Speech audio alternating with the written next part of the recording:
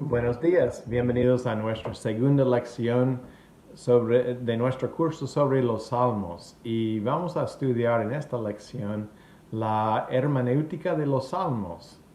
¿Qué es la hermenéutica? Es la ciencia de cómo interpretamos correctamente la Biblia, que es la inspirada e infalible palabra de Dios. Hay reglas o principios de interpretación que debemos seguir si queremos interpretar bien el significado de cualquier pasaje de la Biblia, los Salmos incluidos. Antes de seguir, quiero reconocer que mucho del material para esta lección fue tomado de dos fuentes principales: la página web bible.org, Principios de la Interpretación Bíblica, escrito por James Davis, y Cómo estudiar e interpretar la Biblia por R.C. Sproul. Cuando hablamos de la hermenéutica de los Salmos, estamos hablando de cómo debemos interpretar correctamente los Salmos. Como literatura bíblica, los Salmos se clasifican como poesía hebrea. Básicamente, el libro de los Salmos era el cancionero o el himnario del pueblo de Dios en el Antiguo Testamento. Eran las canciones e himnos que el pueblo del Señor cantaba para alabar y adorar a Dios. Hay diferentes tipos de salmos. Por ejemplo, salmos de alabanza, lamento, petición, acción de gracias, confianza, conmemoración, salmos mesiánicos, sabiduría, realeza y otros. Y hay varios autores. David escribió la mayoría de los salmos, 77 de los 150 salmos. Pero también Coré escribió 10, Asaf, Hemán, Etán, Salomón escribió 1, Moisés también 1, Ezequías y 37 son anónimos. Entonces, una de las razones más importantes para aprender y usar los principios de la interpretación bíblica para interpretar bien los salmos es porque hay tantas falsas enseñanzas y malas interpretaciones de la Biblia en el mundo hoy. Si no quieres caer en los errores de muchos pastores e iglesias, y dañar la salud espiritual de nuestros hermanos, te urge aprender y usar bien estos principios de la interpretación de la Biblia. Amén. Entonces ahora vamos a estudiar 7 principios claves de la interpretación bíblica que se usa para interpretar bien los salmos. El primer principio es: la interpretación debe ser basada en el significado que el autor bíblico quería expresar a sus lectores. Tenemos que descubrir lo que el autor, por ejemplo David, quería expresar cuando él escribió ese salmo y quién fue su audiencia. No simplemente decir, eso significa esto para nosotros hoy. Hay que comenzar con el contexto histórico. Este principio se llama la interpretación gramático-histórica, que toma en cuenta la gramática del salmo y el contexto histórico del salmo, porque fueron escritos hace 3,000 años, so hay que entender el contexto. Muchas veces, si hay una inscripción o título del salmo, eso te puede ayudar mucho para descubrir quién fue el autor, cuál fue su audiencia y las circunstancias cuando lo escribió. Por ejemplo, veamos a Salmo 54. Es una oración pidiendo socorro a Dios de David y tiene esta inscripción: para el director del coro, con instrumentos de cuerda, masquil de David. Cuando los cifeos vinieron y dijeron a Saúl, ¿no está David escondido entre nosotros? Entonces, hay mucha información aquí en esta inscripción que te puede ayudar. Aprendemos que David fue el autor, que es un masquil, que significa instrucción o entendimiento. Que la audiencia o destinatario fue el director del coro, con instrumentos de cuerda, o sea, para ser cantado en la adoración. Y las circunstancias cuando fue escrito. Cuando los cifeos informaron al rey Saúl que David estaba escondido entre ellos porque querían entregar a David en manos de Saúl para ser matado, básicamente. Puedes ver esto en 1 de Samuel 23, verso 19 y 1 de Samuel 26, verso 1. Toda esta información de la inscripción te puede ayudar a interpretar el salmo. Para cualquier salmo que estudias, debes investigar el autor, el contexto del salmo, históricamente, gramaticalmente, culturalmente, y qué tipo de salmo es. Si es un lamento, una alabanza, un salmo de petición, de acción de gracias, etc. Para poder hacer esto bien, es necesario, si puedes, necesitas algunas buenas herramientas de estudio. Por ejemplo, una buena Biblia de estudio es muy valiosa, que tienen notas que expliquen los antecedentes históricos y culturales y el trasfondo de cada salmo. También busca algunos buenos comentarios sobre los salmos que te pueden ayudar a entender mejor el salmo. Al leer un salmo necesitas determinar cuál fue el mensaje principal del salmo y cuál fue el significado que el autor, por ejemplo David, quería expresar a sus lectores. Esa es la primera regla o principio. El segundo es, hay que interpretar un pasaje basado en su contexto. O sea, el contexto determina el significado.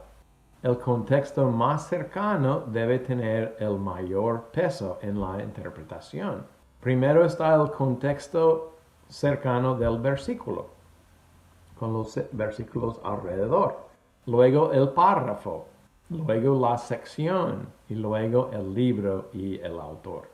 El intérprete debe observar todos estos círculos de contexto para poder evaluar correctamente el significado. Se puede tomar un versículo fuera de contexto fácilmente y cometer muchos errores en la interpretación. Hay un buen ejemplo del creyente que pidió ayuda a Dios. Y él abrió la Biblia, cerró los ojos y puso el dedo sobre un versículo y abrió y leyó esto. Judas fue y se ahorcó. Después él buscó otra página, puso el dedo y leyó, ve y haz tú lo mismo. Eso no es la mejor forma para interpretar las escrituras, ¿verdad? Es posible tomar versículos fuera del contexto de los salmos también. Por ejemplo, un versículo famoso está en Salmo 36:4, que dice, deleítate a sí mismo en Jehová, y Él te concederá las peticiones de tu corazón. Alguien puede pensar, quizá un nuevo creyente, ahora soy cristiano, y Dios me dará lo que desea y lo que quiero. Solo tengo que pedírselo a Dios y Él me lo dará, según este versículo. Pero la palabra hebrea para deleitarse proviene de un raíz que significa ser blando o flexible. Por lo tanto, deleitarse en el Señor implica ser flexible y blando, entregarte en manos de Dios y dejar que Él te moldee y te transforme.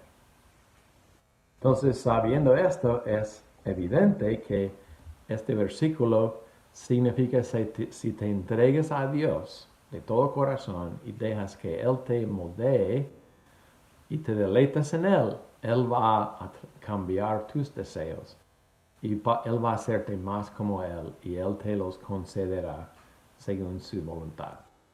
Entonces, siempre cuando alguien te pregunta qué significa un versículo difícil, lee el párrafo entero donde se encuentra el versículo. Muchas veces el resto de la sección clarifica lo que significa el versículo. Recuerda, hay que interpretar el pasaje en su contexto. Ahora, principio número 3. Interpreta la Biblia literalmente, o sea, normalmente, permitiendo el uso normal del lenguaje figurativo. Toma el significado normal o literal del texto, el sentido normal de las palabras.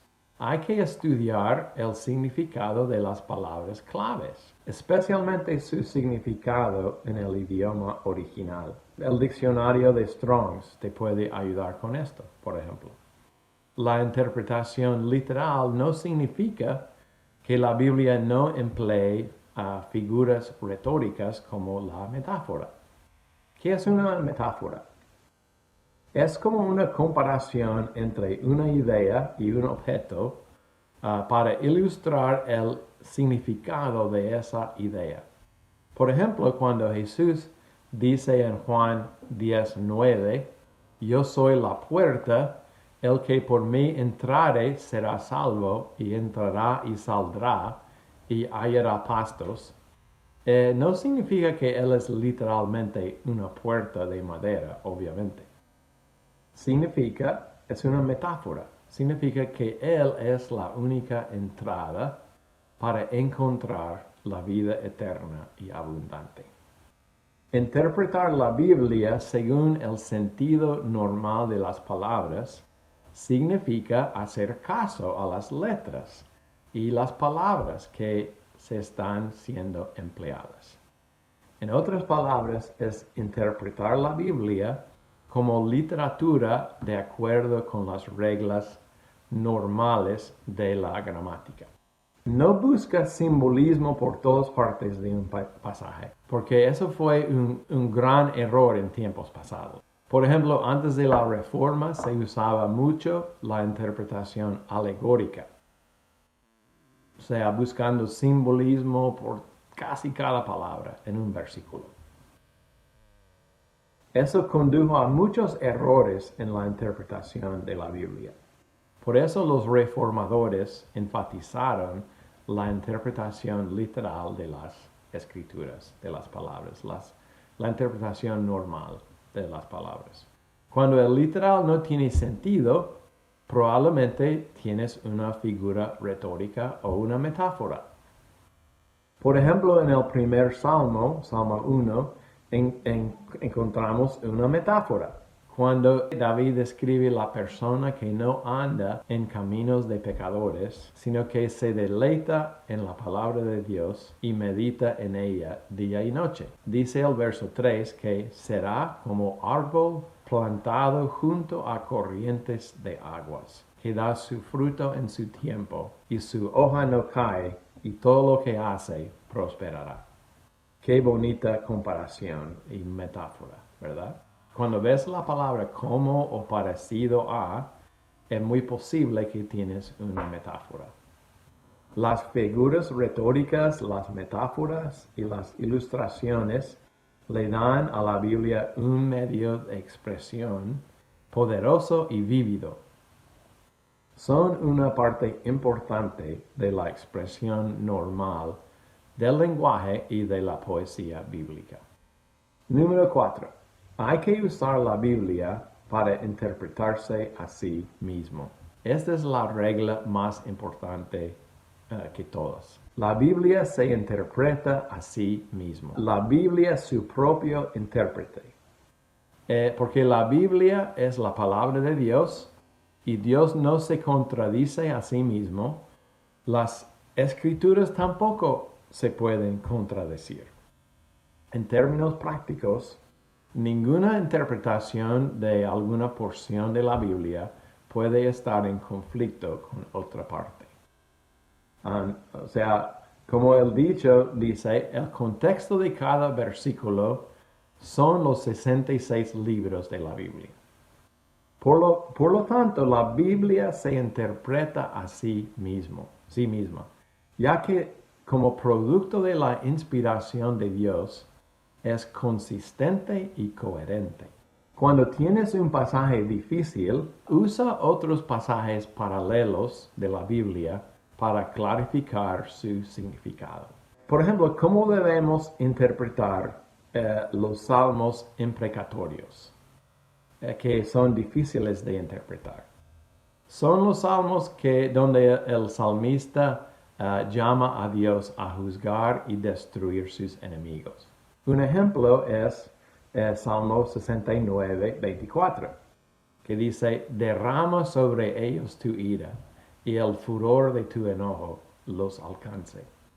Debemos interpretar estos versículos a la luz del Nuevo Testamento para ver qué debe ser nuestra actitud hacia nuestros enemigos o hacia los no creyentes. Jesús dijo en Mateo 5, 44, amad a vuestros enemigos, haced bien a los que os aborrecen, orad por los que os persiguen.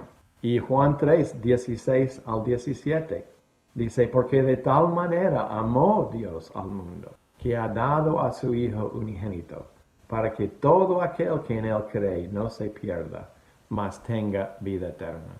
Porque no envió Dios a su Hijo al mundo para condenar al mundo, sino para que el mundo sea salvo por él. Debemos ir a ellos y compartirles el amor de Cristo y las buenas nuevas de salvación, para que puedan ser salvos, a ser discípulos de todas las naciones. Esto debe ser nuestra actitud hacia ellos. Así que la Biblia misma es siempre el mejor intérprete de pasajes difíciles de la Biblia y los Salmos. Número 5, principio número 5. Sé sensible al tipo de literatura que estás leyendo. Esto es el análisis literario, que se hace para descubrir qué clase de literatura estás leyendo. La Biblia tiene muchos tipos de literatura: ley, narrativa, sabiduría, poesía como los salmos, evangelio, parábola, epístola y apocalíptico. Cada uno de estos tipos de literatura tiene características específicas que deben considerarse al interpretar un texto. Interpretamos cada pasaje según el tipo de literatura que estamos leyendo. Los salmos son poesía hebrea y necesitamos interpretarlos como poesía. Número 6. ¿Cómo interpretamos la poesía hebrea, o sea, los salmos? Date cuenta que la poesía tiene un mayor uso del lenguaje figurativo que la narrativa o la ley. También la característica principal de la poesía hebrea es el paralelismo. Hay varios tipos de paralelismo, pero uno de los más comunes es el paralelismo sinónimo. Por ejemplo, que se ve en Salmo 24, 1 al 3. Dice, de Jehová es la tierra y su plenitud, el mundo y los que en él habitan. Porque él la fundó sobre los mares y la afirmó sobre los ríos. ¿Quién subirá al monte de Jehová? ¿Y quién estará en su lugar santo? Las dos partes de cada versículo expresa el mismo pensamiento con diferentes palabras. Hay 3 pares de declaraciones con 2 frases en cada par. La primera frase describe la idea básica y la segunda frase la reafirma. Las frases son sinónimos, expresan la misma idea con diferentes palabras. Por ejemplo, verso 3. ¿Quién subirá al monte de Jehová y quién estará en su lugar santo? O sea, se expresan la misma idea con diferentes palabras. Uno puede ver que es poesía en la Biblia porque la mayoría de las traducciones usan un formato diferente, con márgenes diferentes para indicar que es poesía. Número 7. Intenta descubrir cómo este salmo nos revela a Cristo. Toda la escritura de alguna manera nos revela a Cristo. La Biblia es cristocéntrica, nos señala a Cristo.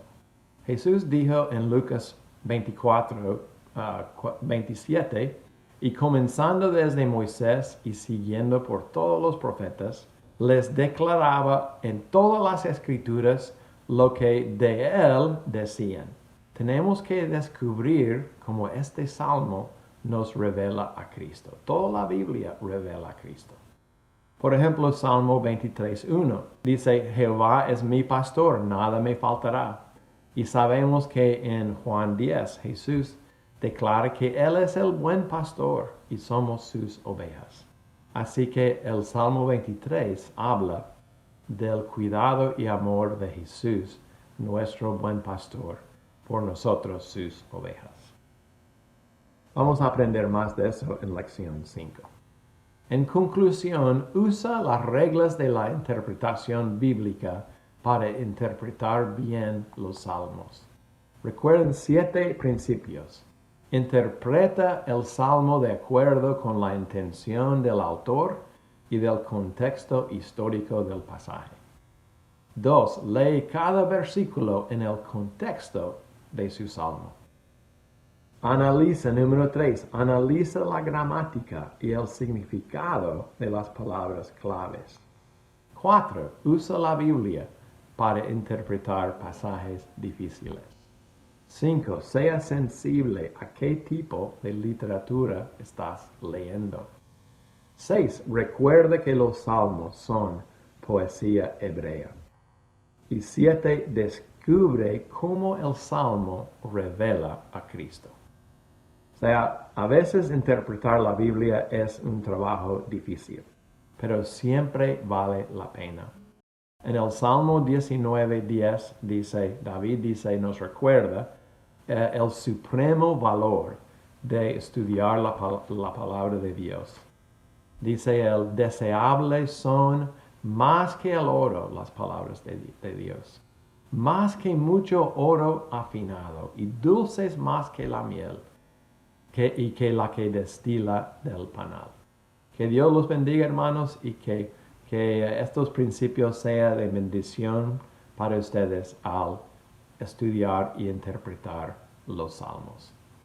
Que Dios los bendiga. Amén.